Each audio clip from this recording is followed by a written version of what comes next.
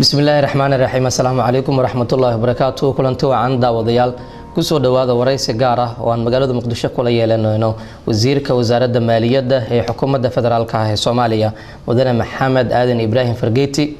wasiirka waxaan wax ka weydiin doonaa arrimo badan oo la xiriira dhaqaalaha Soomaaliya iyo waxqabadka wasaaradda intii uu wasiirka ka ahaa ee xukuumaddan. mudane wasiir, marka hore kusoo dhawow Home Cable TV. bismillaahi raxmaani raxiim. cabdinaasir iyo bahda Home Cable marka hore waa idin salaamaya, waan ku mahadsantihiin fursaddan aad maanta siiseen. mahadsanid wasiir, anaguna kaaga mahad celinaynaa anagoo mashquulkaaga iyo waqtigaaga inaad fursad siisay inaad dadka Soomaaliya telefishinka Home Cable kala hadasho. su-aasheeda koowaad, marka hore bal si kooban noogu sharax waxyaabihii bilihii ama sanadihii wasaaradda aad joogto waxyaabihii u qabsoomay. waxaan u malaynayaa intaan wasaaradda joogo waa 1 sano iyo 8 bilood hadda. wasaaraddana sanadihii hadda lasoo dhaafay waxay ku socotay jid waxqabad oo wasiiradii iga horeeyay ay soo alkumeen. anna hadda intaan imaaday meeshii hore u joogtay ayaan hore uga sii wadnay. waxyaalaha ugu waaweyn oo maanta la taaban karo oo la sheegi karo oo noo qabsoomay waxaa ka mid ah inaan hirgelinay barnaamij la yidhaahdo FMIS oo ah barnaamij computerized ah oo loogu talagalay in lagu qabto dakhliga iyo qarashada lagu bixiyo. taasi waxay meesha ka saaraysaa markaa qaabkii hore wax lagu maamuli jiray oo gacanta lagu isticmaalay waraaqaha kaliya ahaa. marka dakhli kasta dawladda soo gashan meesha ayaa lagu qabtaa, waxay baxaan meesha laga ogaadaa. taas markaa waxay keenaysaa cadcadaan iyo hufnaan maaliyadeed ayay keenaysaa. waxyaalaha kale noo qabsoomay waxaa ka mid ah inaan dib u soo celinay xiriirada anaga aan la lahayn hay'adaha caalamiga ah oo hore nooga maqnaa in muddo ah, sida hay-adda lacagta adduunka IMF oo kale iyo bangiga adduunka iyo bangiga horumarinta Afrika iyo bangiga horumarinta Islaamka oo kale. runtii oo muddo 30 sano ku dhawaad ah aan wax xiriir aan la lahayn oo xiriirkaasi aan dib u soo noolaynay. taas waa arrin maanta lagu faani karo. waxyaalaha kale noo qabsoomay kale waxaa ka mid ah inaan maanta aan sameynay structure ama qaab dhismeed oo ka turjumaya hawsha looga baahan yahay wasaaradda maaliyadda, oo aan ahayn kaliya lacag kaliya inay maamusho oo ah siyaasadii dhaqaalaha wadankii inay maareyso oo siyaasadan ka soo saarto. runtii taasna waxaan guulnoo maanta inaan ku faani karno inaan dhowr shuruuc oo muhiim u ah wadanka uu ka mid yahay sharciga qandaraasyada oo kale iyo midka oo ka hortaga lacag dhaqidda oo kale inay ahaayeen kuwa iyagana laga ansixiyay golaha baarlamaanka ama golaha shacabka laga ansixiyay. taasna waa arrin kale oo iyadana guul inoo ah. waxaan kaloo ku guuleysanay iyadana muddo 26 sano kadib in hay'adda caalamiga adduunka IMF ay ka diyaariso warbixin Soomaaliya oo ahaa warbixinada wadankaas laga diyaariyo sanadkii oo lagu cabiro wadankaas meesha uu marayo. marka taasna waxay inayd iyadana mar kale oo soo celisay kalsoonidii oo dadweynaha uu qabay. waxaan kaloo iyadana ku guuleysanay inaan daahfurno barnaamijka la yiraahdo Open Government Initiative oo ah mid loogu talagalay in si cadcadaan ah dawladda go'aanadeeda iyo qaabka go'aan u gaartay iyo ay loogu soo bandhigo shacabweynaha si ay ula socdaan xaaladda dawladda. ta ugu dambaysa ugu weyn waxay tahay insha Allah muddo dhow waxaan furaynaa dhismihii hore ee wasaaradda maaliyadda oo 6 dabaq ka kooban kana soo horjeedo bangiga dhexe inaan dib u dayactirnay oo had diyaar u nahay inaan xagga u gurno. taasna waxyaalaha la taaban karo oo noo qabsoomay ay ka mid tahay. wasiir mahadsanid. su-aasheeda labaad, imise dhinac ayuu dhaqaale ka soo galaa Soomaaliya marka laga hadlayo wax soo saar iyo waliba deeqa dawladda loogu talagalo? badanaaba waxyaalaha noo qabsoomay oo haddana lagu cabiri karo dhaqaalaha waxaa waaye in 3 sano hadda lasoo dhaafay ay Soomaaliya yeelatay miisaaniyad oo lasoo marsiyo golaha wasiirada golaha shacabka inuu ansixiyo. miisaaniyadaas oo ah mid lagu shaqeeyo. miisaaniyada ayaa ku cabiran wixii dakhli anaga soo galo. dakhliga soo galo markaa waa 2 qaybood, mid gudaha ah oo anaga ka xukuumad ahaan aan soo ururino iyo mid dibadda nooga yimaado deeq ahaan loo siiyo. kan dibadda nooga yimaado ayaa haddana 2 qaybood ah. qayb ah mucaawino oo wadamada aan saaxiibkan hayno siiyo iyo kuwa ka yimaada si oo wadajir ah deeq bixiyaasha uga yimaada. marka 3 qaybood ayay ka kooban yihiin dakhliga soo galo. marka laga hadlayo canshuuraadka meelo badan oo gobolada Soomaaliya iyo caasimadaba ay kamid tahay canshuura laga qaado canshuurahaas lacagaha la qaado si toos ah wasaaraddu ugu soo dhacaan waqtiga xaadirka la joogo saa la socotid annaga waxaan qaadanay mabda'a federalismka ayaan qaadanay mabda'a federalismkana wuxuu qeexayaa in awoodda la baahiyo awoodda waxaa ku jira markaa lacag ururiska iyo isticmaalkan way ku jirtaa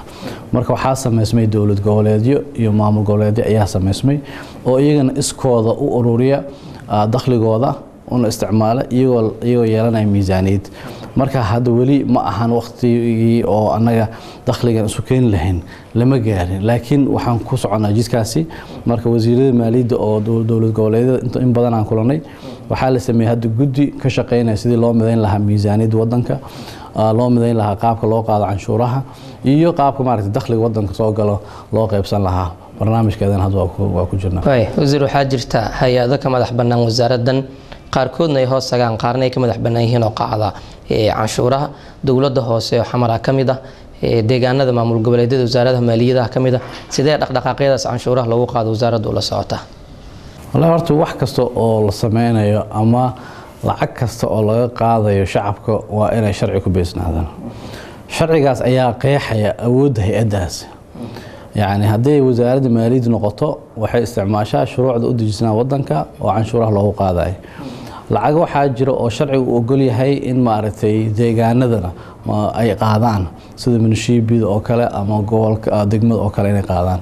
كواسين ولي جود ويجري جري وأنا قاعد جري حسابتهم كوادان وحاسكله ما ملك معرفتي جوالك هي أسكله مركز كوزارة أهان أنا رولك وحقوقي هاي دخلي أنا عن قبرنا يوكي أجي laakiin hay'adaha kale oo la xisaabtanka iska leh sida hanti dhowrka oo kale iyo hay'adahaas ayaa leh wixii dabagal ah oo ku aadan dakhligaasi oo dawladaha hoose soo galay iyo sida loo isticmaalo waa awood ka gedisan awoodda wasaaradda maaliyadda laakiin anaga policy ahaan waa ka hadalnaa waana dejinaa shuruucda ku aadan arrimaha maaragtay lacag qaadista dhawaan oo kale waxaa jirtay in dawladda hoose ay soo rogtay in la sameeyo aqoonsiyo ay dhikaaraha oo dadka ku nool magaalada Muqdisho ah lacaga laga qaadayo dadka loogu sameeyay hanti dhowru uu ka hadlay lacaga sharci darro ku tilmaamay gobolka lacagtu uu qaada wasaaraddu sidee u aragtaa arrimahaas wax kasta oo shacabka laga qaaday waa inay ku beesgaraysan sharci marka lacagaha la qaadayo waxay yihiin laba nooc midna waa mid canshuur ah oo maaragtay golaha baarlamaanka ama golaha wasiirada soo ansixiyeen oo meel loo raaca leh kuwan waa khidmadda marka uma baahna in si sharci ahaan loo soo saaro haddii shacabka la siiyo khidmaddaasi marka waxaa looga bedelan karaa lacag wasaaradaha badan ayaa waxaa jira oo maaragtay siiya khidmad shacabka siiya oo khidmaddaasna maaragtay lacag looga qaado sida ganacsiga rugta ganacsiga maxaa la wasaaradda ganacsiga oo kale hadday bixinayso oo kale shatiga oo kale shatigaas waxaa laga qaada lacag marka jaangooyinta lacagta laga qaadayo iyo qaabka loo qabanayo waa inay raacaan shuruucda marka waddanka u dejisan marka haddii gobolka banaadir uu soo rogo lacag uu ka qaaday khidmada maaragtay ID kaariye ah marka haddii aysan sharci ahayn waxaa wanaagsan maaragtay in hanti dhowraha uu u sheego qaabka ugu wanaagsan ee maaragtay sharciga loo waafajin karo marka laakiin hay'adaha dawladda waxay xaq u leeyihiin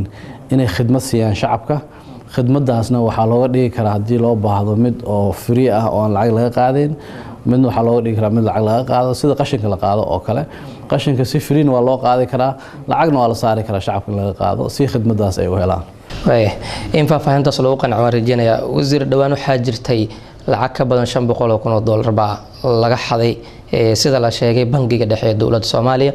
weli marka dadku aad uma fahamsana lacagtaas iyo sida loo xaday iyo cadadeeda maxaad nagala wadaagi kartaa arintaas waa arin jirto gudoomiyaha bangiga dhexena war-saxaafadeed ka soo saaray idaacadahana uu ku faahfaahiyay horta marka hore waxaan rabaa inay shacabka ay ogaadaan wasaaradda maaliyadda iyo bangiga dhexe waa laba hay-adood oo kala gedisan bangiga dhexena waa hay-ad dowladeed oo madax bannaan inkastoo annaga ka wasaarad ahaan maaragtay ama ka xukuumad ahaan bangiga dhexe uu yahay bangiga aan u isticmaalno maaragtay inay khidmadda oo annaga aan siinayn shacabka iyo dowladda alaamaheeda kale cidda noo fuliso waa iyaga laakiin waxay leeyihiin sharci gaar ah oo lagu aasaasay oo lagu maamulo ayay leeyihiin midda kale bangiga sidiisaba waxaa waaye lacagana waa lacaga oo dowladda ay u dhiibato si loo bixiyo sida mushaaraadka oo kale ah lacagana waa lacaga deposit ah oo bangigu si gaar ah u leeyahay ama maaragtay cid kale deposit looga dhigay marka lacagahaas meesha yaala maamulkeeda waxaa iskale bangiga dhexe marka arrintan dhacdadan dhacday sida warbixinta ay sheegayso waa shakhsiyaad ama shakhsi ka mid ah bangiga dhexe ayaa maaragtay sameeyey farsamo oo ah khiyaano sameeyey oo lacagahii meesha yaalay iyo wuxuu ku bedeshtay lacaga oo maaragtay oo fake ama false ah oo been abuur ah marka waa nasiib daro hore loogama ogaanin oo maaragtay lacag intaas la eg ayaa maaragtay hadda lagu khasaaray marka arintaasna waxaa loo gudbiyey hay-adaha amniga iyo baarista maaragtay dambiyada iyaga hadda baaristana ku wada marka ma ahan lacag inta meesha la tagay la jabsaday oo kash ahaan loo qaatay ama si kale loo isticmaalay ma ahan waa shakhsi ayaa qaladkaas sameeyey waana la ogyahay shakhsiga waa shakhsi la aaminay oo ka shaqeynaya wasaaradda bangiga dhexe haddana maaragtay hay-adaha maaragtay amniga ayaa maaragtay arrintaasi gacanta ku haya dadka qaar waxay u arkayaan wasiir oo aanba ka soo qaaday tusaale ahaan xisbiyada oo kale oo maalin dhaweyd ka hadlay mas-uuliyiin hore dowladda xil looga soo qabtay oo kale ka hadlay waxay u arkayaan in waxaan riwaayada yihiin laakiin lacagtu la qaatay oo dowladuna ay og tahay lana doonaya in madaxda hadda dalka ugu sarreysa maadaama sharaxin yihiin inay doorashada uga faa'iidaystaan horta waxaa aada iyo aada nasiib daro u ah in dhacdo noocan oo kale oo ah dhacdo laga xumaado ah in siyaasad ahaan loo bedelo runtii waa laga fiican yahay nidaamka maaliyadeed ee wadanka aada iyo aada uu isu bedelay uu soo fiicnaaday oo marxaladii anaga shalay aan joogno maanta ma joogno wax kasta waxay leeyihiin documentation loo tixraaciyay leeyihiin marka waxaa ficnaan lahayd haddii uu mugdi ama shaki uu jiro in iyadoo la isticmaalaya hay-adaha ku shaqada leh ama hantidhoorka ha noqdo ama xiraali ha noqdo ama ciddii shaqo ku leh inta maaragtay guddi loo saaro ama xataa baarlamaanka uu guddi u saaro oo la yiraahdo bar arrintan say ku dhacday xogteeda la soo ogaado ayay horta ku ficnaan lahayd oo intii maaragtay idaacadaha wax uun laga sheegi lahaa marka waxaan xaqiijinayaa maaragtay maanta annaga $1 haddii bangiga dhexe laga saaro waa inuu jira documenti looga saaray cid ka saari karta documenti la-aan ma jirto arrintaasna maaragtay waxaa iska leh dabagalkeeda hantidhoorka iska leh hadduu hantidhoorka yidhaahdo lacagtaasi waa la musuq maasuqay waa maaragtay meel qadana ku baxday dan markaas waxaa ciddii ka mas-uula in maaragtay sharciga la waafajiyo ayay mudan tahay laakiin wax laiska mala awaalay oo maaragtay dadka maaragtay lagu khalkhalgeliyo aad iyo aad looga fiicay arrintaasna sax ma hadleed arrintaas hab yaraatay wax ka jira malaha waa kuu sheegay shakhsi ayaa dembigaasi galay waan lagu daba jiraa laakiin ciddii arrintan loo isticmaalayo doorashada haba yaraatay ma jirto wasiir markaan ka hadlayno mana jiri kartaba markaan ka hadlayno arrinta mishaaraadka waxaa jira shaqaalaha dowladda inkastoo aysan toos u helin bilaha mishaaraadka shaqaaluhu ay leeyihiin ay shaqeeyaan haddana biluhu ay helaan qudhooda waxay ku dhib qabaan inaanan toos u helin oo mishaaraadku ay daahaan maxaa sabab u ah in shaqaaluhu mishaaraadkooda ay waayaan tan labaadse maxaa sabab u ah in bishu ay helayaan xitaa uu daaho marka ugu horeysa horta annaga ka dowlad ahaan maaragtay waa wadan hadda maaragtay uu bilow yahay oo kasoo kabsanayo burbur dhaqaale dakhligeena oo hadda annagana soo gala xukuumad ahaan kuma filna qarashadeena ama ha noqoto shaqaalaha tiradooda ha noqoto ama ciidanka tiradiisa ha noqoto ama maaragtay hay-adaha siyaasadda oo baarlamaanka iyo golaha wasiirada ha noqdaan marka dakhligeena iyo qarashadeena iskuma jaango'na oo waxaa badan qarashadeena ayaa badan taas ayaa keenaysa marka wixii in la beeqaamiyo oo marbo qof uu maaragtay mishaaraadka ka daahaan mar ciidamada ay ka daahaan mar xildhibaan ay ka daahaan mar shaqaale ay ka daahaan arrintaasna waxa kaliya looga soo kabsan karo waxay tahay dakhliga in kor loo qaado qarashaadka qaarkoodna maaragtay la xakameeyo marka waa ka xunnahay waa la soconaa in maaragtay waana maaragtay ka shaqaynaynaa sidii arrintaasi looga bixi lahaa annaga xataa aada iyo aad ayay noo dhibaysaa inaan maaragtay arrinta ugu waaweyn oo maaragtay waa la soconaa in maaragtay shaqaalaha ay ku jiraan guri ijaar ay ku jiraan ilmahooda iskuul ay dhigtaan oo raashiinkii wax loo baahan yahay waa la soconaa marka bil iyo 2 iyo 3 hadday ka maqay mushaaraadka culayska jiro waa aad u dareemi karnaa runta aadaan uga xunnahay laakiin waxa dhibkan hayso waxay tahay wixii anaga aan hayno keliyaan bixin karnaa wixii aan haynana wax anaga dhan ugu wada filan ma ahan marka taasaa keenaysa maaragtay in wixii maaragtay beeqaamintaas darteeda iyo maaragtay horumariska oo maaragtay golaha baarlamaanka uu qoondeeyey oo hadda waxyaalaha aan laga hadlin waxaa ka mid ah raashinka ciidamada oo kale ayaa keliya waxaa ku baxda $2 milyan bishii ku baxda raashin keliya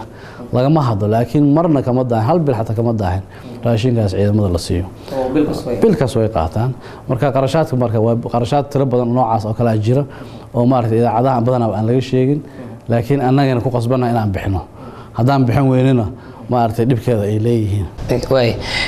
marka laga hadlay dhaqaalaha Soomaaliya soo gala caalamku inta badan waxay sheegaan in dhaqaalo lagu yabo Soomaaliya lacag loogu taageero dadka Soomaaliyeedna warbaahinta ay kala socdaan haddana dawladdu lagama helo in ay warbaahintu u sheegto inaan lacagaan soo gaarin iyo in lacagaan cadada soo gaaray intaas yihiin marka wasiir maanta maxaad noo sheegi kartaa lacagaas intee in leega dawladda soo gaarto lacagahaasi waa run anaga waxyaalaha dhibka aan ku qabnay ka mid tahay lacagaha badanaaba hay'adaha caalamiga ama maaragtay beesha caalamka ay noogu deeqaan ka dawlad ahaan noogu deeqaan lama soo marsiiyo dawladda dhexe lama soo marsiiyo tusaale ahaan 2015kii lacagta anaga aan ognahay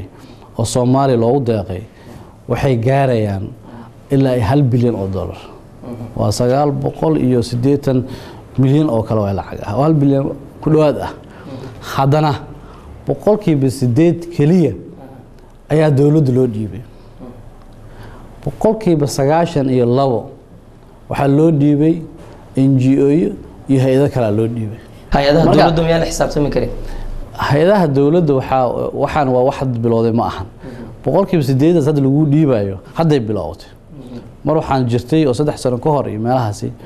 100% dawladda waxba looma dhiibaynin hadda waa bilow maalin kaas waxaan leenahay waxa lagu dar iyagana waxay leeyihiin nidaamkii maaliyad marka toosaan wax ku sii dareena marka waa isla soconaa oo maaragtay isku jidaan hadda haynaa laakiin waqti ay qaadanaysaa in maaragtay 100% wax kasta dawladda loo soo mariyo waxyaalo kale oo maaragtay keenay waxa ka mid ah in meelaha qaarkood dawladdii aysan ka fulin karin mashaariicda waxa ka soo qaado dhinaca caafimaadka oo kale ka soo qaado caafimaadku waa meelaha ugu badan oo hadda lacagta lagu bixiyo marka tuulooyin iyo deegaano waxaa jira oo dawladda aysan gaarsiin karin servicekaas aysan gaarsiin karin marka in NGO loo marsiiyo waa wax meesha ku jiro mid kale qasab maaha in dawladda 100% wixii la soo marsiyo qasab ma ahan laakiin waxa muhiim ah in la xisaabtamo oo la yiraahdo lacagtaasi la sheegayo bal istuso itaabsi meesha ku baxday marka dawladdu waxay leedahay dabagalkaasi iyo la xisaabtankaasi way leedahay wasiir midan hadda caafimaadka kala hadan tusaale soo qaadano loo dhiiba hay'ado NGO-yadu in dadkii ay gaareen dadkii loogu talagalay ma kula xisaabtataan hay'ado waa barnaamij hadda uu bilowday marka hore dawladdu waa la socotaa awoodeed way koobneed sababtoo ah deegaanada Soomaaliya waa deegaano aad iyo aad u ballaaran dawladda dhaxana ilaa ay hadda maaragtay awoodeed ugu weyn waxay ku kooban tahay maaragtay magaalada Muqdisho waxaa sameysmay maamulo oo dawlad goboleedyo sameysmay oo iyaga hadda lahaanayo inay qaataan la xisaabtankaasi sababtoo ah deegaanadooda ayaa laga fulinaya mashaariicdaasi marka macnaheedu ma ahan dawladda dhexe in tuulo kasta waxa laga fuliyay in Muqdisho laga xisaabtamo qasab ah marka waa maamul goboleedyada iyo dawlad goboleedyada hadda sameysmay iyo kuwii hore u jiray ayaa awood ugu horeysa oo ah inay deegaanadooda cidii wax ka fulisay ay kula xisaabtamaan marka annaga inaynu soo gaarsiiyaan as xukuumad ahaan wixii markaas caqabad jiro marka annaga ka xukuumad ahaan marka waxaan gaarsiin karnaa deeq bixiyaasha oo si oo maaragtay thunaawi ama bilateral ah aan u gaarsiin karnaa marka wasiir waxa la yiraahdaa heerka musuqmaasuqa Soomaaliya oo aad u sareeya la aldigeed ayaa sabab ka dhigaysa inaanan dawladda Soomaaliya dhaqaalaha loogu talagalay Soomaaliya magac Soomaaliya inaanan lagu aaminin arintaas ma jirtaa ma arintaas waxba kama jiraan sababta waxa nasiib dara ah مسؤولين بدنا أركي أو بدنا يعني هالكو كدكتي أرنتاسي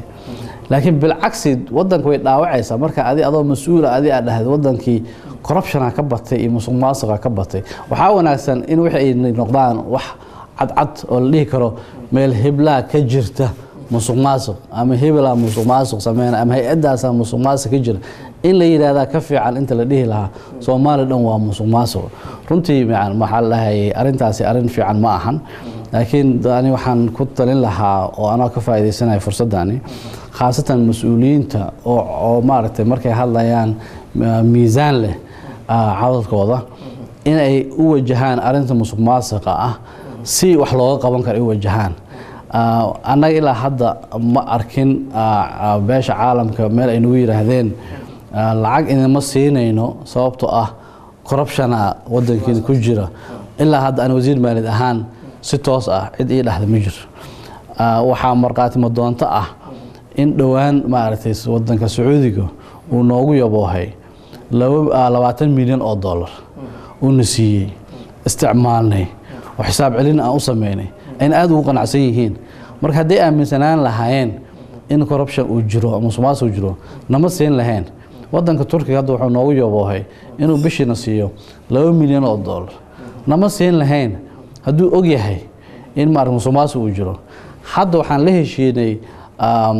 maaragtay EU-da ama midowga Yurub oo hadda lacagaha booliiska mushaaraadka la siiyo dawladda dhexe noo soo marsiinayaan marka haddii aaminsan yihiin musuqmaasuq jiro iyagana saas oo kale ma yeeli lahayn marka waxaa wanaagsan aan ma dhihay musuqmaasuq wadanka ma jiro ma dhahoy laakiin haddii la arko meel uu ka jiro in la tilmaamo waxna laga qabto ayaa maaragtay ku talina wasiir waxaa igu maqaalaa inaad saaxiib dhow tihiin madaxweynaha xasan sheekh maxamuud oo hadda waqtigiisu sii dhamaanayo lacago isagoo uu ama madaxtooyada laga amray oo shakhsiyaad iyo shirkado loo amrayna in la siiyo adigoo aad saxiixday iyadoo aan nidaam dawladeed ku bixin arintaas ma jirtaa arintaas waa arin maaragtay hab yaraatay waxba aanan ka jirin marka ugu horeysa ani waxaan u report gareeyaa ama waxaan mas'uul uga ahay wasaaradda ra'iisul wasaaraha marka golaha wasiirna waan leenahay waxaan ka ahay xubin ka mid ah golaha wasiirada annaga wasaaradaha qaabkan u maamulnana waxaa mas'uul ka ah ra'iisul wasaaraha ka ma jirto $1 oo maanta ani lagu soo amray oo madaxweyne igu soo amray oo aan amarkiisu ku bixiyay hab yaraatay ma jirto cidii aaminsan inay jirtana waxaan jeclaan lahaa in cadeynteeda inoo keenaan marka ani cid gooni ah saaxiib lama ihi wadanka waxaan u hayaa jago muhiim ah maaragtay ummadaas ayaan u adeegaa si cadaalad iyo maaragtay hufnaan ku jirto marka waxaan aad ugu kalsoonahay wax anaga aan sameynayno iyo go'aanada anaga aan qaadanayno inaan ka difaaci karno meel kasta oo maaragtay kalsooni ku jirto dekada iyo airportka ayaa kamid ah meelaha hadda sida la og yahay dhaqaalaha uga soo xarado Soomaaliya wasiir waxaana gacanta ku haya shirkado faa'iido doon oo wadanku faa'iido doon u yimid ma kula tahay in lacaguhu iyo dhaqaaluhu ay soo xareeyaan kii saxda ah u yahay si fiican shirkadaha hadda maaragtay inta badan maamula meelaha dakhliga ka soo gala runtii wax weyn ay ku soo ziyaadeen wadanka oo la taaban karo oo la dhihi karo runtii go'aanadan waxay ahaayeen go'aano oo maaragtay wax ku ool ah waa jiri karaan maaragtay daldalaalo iyo waa jiri karaan laakiin haddii loo baxo serviceka ama khidmadda ay bixiyaan tusaale haddaan usoo qaadano hadda shirkadda Albayrak la yiraahdo oo dekada hadda maamusho iyo midda Favori la yiraahdo oo airportka ay maamusho labadoodaba waxay hayaan khidmado oo maaragtay hore aan u jiri jirin oo runtii lagu nafisay oo ganacsatada iyo shacabka maaragtay ay amaanayaan labo annagana ka wasaarad ahaan waa labada meelood oo hadda ugu muhiimsan oo dakhli fiican naga soo gala dakhligaasina intaysan shirkadaha insan imaanin nama soo geli jirin marka shirkadahani waxay soo ziyaadiyeen khidmad aad u wanaagsan isla markaas waxay soo ziyaadiyeen dakhli aan hore u heli jirin way soo ziyaadiyeen faa'iidada marka iyagu ay qaataan ma la ogyahay faa'iidada ay qaataan waa la ogyahay heshiisyaha maaragtay aan la galnay oo qoraal ah labada heshiisba hadda dib u eegis ayaa ku socota marka midda oo Albayrak shirkadda ay waxay leedahay wax anaga aan qaadano iyo wax anaga meesha aan u talagalay inaan gelino isma lahan ay leeyihiin dhinaca kale Favori oo kale maaragtay annaga ka dawlad ahaan waxaan aaminsanahay in iyaga maaragtay ay xoogaa naga basanayaan marka labadaas heshiisba hadda miiskay saaran yihiin oo maaragtay dib u eegis ayaa lagu hayaa si ay u noqdaan mid maaragtay labada dhinacba ay aad ugu qanacsan yihiin wasiir waxaa jirta lacag la yiraahdo sahay safar oo madaxda dawladda ay qaataan markii safarada ay aadayaan iyadoo lacagahaas intaas la eego dawladda ay isticmaalayso haddana dad baa jira Soomaaliyeed oo maanta baahi ugu dhimanaya inaysan dhaqaale haysanin wadankii dhaqaale badan oo ka jirin sidee isku qabanaysaa maalin kasta in dawladdu ay lacag codsato ee dhaqaale dunidu weydiisato halihii yaalana sidan loo isticmaalay runtii shacabka waxaan rabaa inaan u sheego horta sahayda safar waxaa loo fasirtay inay yihiin wax xun sahay safar waxay ka mid tahay qarashaadka xukuumadda ay isticmaasho oo howsha xukuumadda lagu wado waxaa la mid ah lacagaha stationariga ama maaragtay kuraas lagu fariisto iyo maaragtay computer la isticmaalo iyo shidaalka la isticmaalo iyo korontada la isticmaalo ay la mid yihiin sahayda safarta marka sahay safar marka la leeyahay waa shaqo qaran oo dibadda loo aadayo oo maaragtay oo loogu talagalay in maaragtay wadanka wax loogu soo qabto tusaale ahaan maalin dhoweed waxaa noo yimid dhowr madaxweyne madaxweynayaashaas waxay ku yimaadeen diyaarado khaas ah qaarkood laba diyaar ay ku yimaadeen ciidankooda la socda waxa ku soo baxay imaatinkaas ay inta imaadeen oo weli maalin kaliya ay joogeen qarashka ku baxay waa qiyaasan kartiin marka wadanka ay ka yimaadeen haddii la yiraahdo lacagaad ku qarash gareyseen wadan oo maaragtay oo aad u aadeen oo intaas lacag ku qarash gareyseen ma kula tahay in la dhahayo lama dhahay sababtoo ah waxay qayb ka tahay howsha ka tahay haddii madaxweynaheena loogu yeero ama prime ministerkeena ama gudoomiyaha baarlamaanka loogu yeero shir muhiim ah oo saas oo kala ah oo la yiraahdo sahay safar ay qaateen wax macna ay sameynayso ma lahan sahayda safartana waa wax aad u yar hadda wasiirada oo kale waxa laga yaabaa bishii dhan 2,000 inay qaataan sahay safar ah tiidka meeqo ku caa wasiir inuu baxo uu wadan kale u tago hotelka uu seexana meeqo ku caysa uu ka qayb galo shir muhiim oo dan u ah wadankaasi waa la socotaan wadanka dad badan oo ajaanib ah wali kuma soo dhiiranayaan inay wadanka imaadaan oo ay heshiisiyo kula galaan marka waxay ku qasbaan in meelaha ay joogaan aad tagtid si aad heshiis xataa u saxiixdid marka hadaa tiraahdo sahay safar ma haysto heshiiskaas ma saxiixi kari wax soconay ma ah marka waxyaalaha kale oo muhiimka waxa kamid ah shalayta oo kale waxaan saxiixay maaragtay arday inta laga daadgureeyay oo maaragtay scholarship loo diray qarashkaas madaxa waxaas ku baxay waxa la yiraahdaa sahay safar la yiraahdaa ma wax ardaydaas ma waxaan dhahnaa hadda ma bixi karaan oo maaragtay sahay safar loo ma hayo marka wax la abuse gareenayo tan madaxda aad u badan la yiraahdaa lacagtu way isticmaalaan siiba saddexda mas'uuliyad dalka ugu sareyso horta mid kale ugu muhiimsan waxay tahay miisaaniyada anaga ku shaqeynaa miisaaniyada aan ku shaqeynin waa miisaaniyad golaha wasiirada laga soo ansixiyay oo baarlamaanka uu ansixiyay marka qof horta parliamentarian ah kama hadli karo sahay safar sababtoo ah golaha shacabka laga ansixiyay waan qoonda meesha ku jirto oo loogu talagalay inay isticmaalaan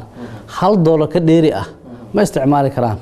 marka haddii oo wax ka dheeri ah wixii ku jira miisaaniyad la isticmaalo markaas waxaa la dhihi karaa waxaa lagu xadgudbay wasiir waxaa jirtay dhawaan Soomaaliya deymo badan lagu leeyahay in la isku soo hadal qaado deymahaas oo hay'ado iyo dawlado qaarkood ay sheegeen in laga cafinayo maxaa arintaas ka qabsoomay runtii waa arrin jirta deymahaas in badan oo ka hadlay oo maaragtay cadad ahaan waxay gaaraysaa ilaa iyo 5.4 bilyan oo dollar deymahaasna inta badan waxaan galnay intuu maaragtay uusan burburka dhicin ka hor ayaa la galay oo waa iska yaraayeen waqtigaasi deymahaasi waa wixii lagu dhisay warshadihii oo markaas aan qabnay iyo maaragtay hay'adihii markaas jiray laakiin maadaama burburkii dhacay oo aan bixin weynay deymihii dulsaarkii ayaa aad noogu batay taas ayaa keentay marka in lacagtaan cadadkeeda uu xaggaas la ekaado laakiin nasiib wanaag waxaa jira barnaamij oo la yiraahdo highly indebted poor countries wax la yiraahdo oo marka soo gaar loo yaqaan HIPX oo loogu talagalay wadamada saboolka ah oo deymaha badan lagu leeyahay in deymaha looga cafiyo ilaa iyo 34 wadan ayaa hadda deymahaas looga cafiyay barnaamijkaasi anaga waxaan ku jirnaa 3 wadan ugu dambeeyo oo inay ka faa'iideysan u baahan barnaamijkaasi marka shuruudaha jira inaa ka soo baxid ah deymahaasna waa isku xiran yihiin cid kasta kugu lahaato hal keliya hadduu kaa cafiyo weli waxay la mid tahay adoon waxba lagaa cafinayn markaa ka soo baxday shuruudaha laga rabo kadib ayaa deymahaas laga cafinaya deymaha marka laga cafiyo faa'iido ay leeyihiin waxay tahay waxyaalaha hadda aan ka cawanayno oo ugu weyn oo ah shaqo la'aanta hayso dhalinyarada oo kale iyo mushaaraadka soo daahay oo kale iyo horumarka dhaqaale oo gaabinaya oo kale waxaas dhan waxay furo u yihiin hadhow deymahaas marka laga cafiyo in wadanka maalgelin badan uu yimaado maalgelintaas ayaa keenaysa marka shaqo abuur badan dhaqdhaqaaq dhaqaale iyo isku filnaansho markaas imaanaysa insha Allah rajo inta lag baa laga qabaa marka wasiir in Soomaaliya deymahaas laga cafiyo runtii waa aad iyo aad aan maaragtay ugu kalsoonahay in deymahaas laga cafinayo barnaamijkaasi hadda waa ku dhex jirnaa oo maaragtay muddo hadda maaragtay 4 bilood laga jooga ayaan heshiis waxaan la galnay hay'adda maaragtay lacagta IMF-ta marka hadda bisha soo socota ayaa wax imaan doona mission kale imaan doona hadda wixii shuruudan laga rabay intooda badan waa ka soo baxnay meel fiican way noo maraysaa marka aad iyo aad ayaan u aaminsanahay inaan maaragtay aan ku guuleysanayno barnaamijkaasi wasiir waqtigaana sii soo kaaga mahad celinaya ugu dambeyn dadka Soomaaliyeed ee ku daawanaya maxaad jeclaan lahayd inaad uga tagto runtii fursaddan waa fursad aad iyo aad u muhiim ah marka hore Soomaalida meel kasta ay joogaan waxaan leeyahay ciid mubarak inkastoo ciid maaragtay gabagabo naga tahay midda labaad xaaladaha dhaqaale wadanka inuu maaragtay xogaa liidto waa la soconaa wadan kastana maaragtay marba marxalado maraa annaga hadda maaragtay marxalad adag ayaan ku jirnaa xilli doorashana waa lagu jiraa waxaan u sheegay shacabka Soomaaliyeed meel kasta ay joogaan waxa annaga aan hayno oo ka wasaaradda maaliyadda aan u hayno waa ammaan oo dadka aan u hayno marnaba ma ogolaanayno mana laga yaabo in si qalad ah loo isticmaalo wixii doorasho ah campaign ah cidii la dooranay iyaga ayaa yaqaan si isu fangareeyaan laakiin amaanadaas anaga loo dhiibay in si qaldan loo isticmaalo marba ma suurgalayso insha Allah waxaan maaragtay aad iyo aad ugu mahad celinayaa maaragtay shacabka guud shaqaalaha iyo ciidamada dulqaadka inoo dulqaateen maaragtay dhaqaale xumada jir darteeda maaragtay ay ku dulqaateen duruufahaasi waa dadaal weyn aan ku jirnaa insha Allah waan ku guuleysan doonaa idinkana maaragtay bahda maaragtay hon cable waa idin mahad celinaynaa assalaamu calaykum waraxmatullahi wabarakaatuh waa tahay daawadayaal guud ahaan intaas ayaan kusoo gabagabeynaynaa waraysigan gaarka ah oo aan magaalada Muqdisho kula yeeshay wasiirka wasaaradda maaliyadda ee xukuumadda federaalka ah ee Soomaaliya mudane Maxamed Aadan Ibraahim Fargeeti oo sidaa daawateen nooga xog warama wax badan oo la xiriira dhaqaalaha iyo isu socodka maaliyadeed ee dawladda iyo guud ahaan Soomaaliya iyo deeqaha dawladda way hesho anigu Cabdiraasal Maxamed Cali ayaa waraysiga wasiirka la yeeshay dhinaca kaamirada waxa ay gacan siiyay Cabdulqaadir Gacal iyo Ismaan intaan dib u kulmi doono waxaan leenahay nabadgelyo wasiir aad baa mahadsan shukran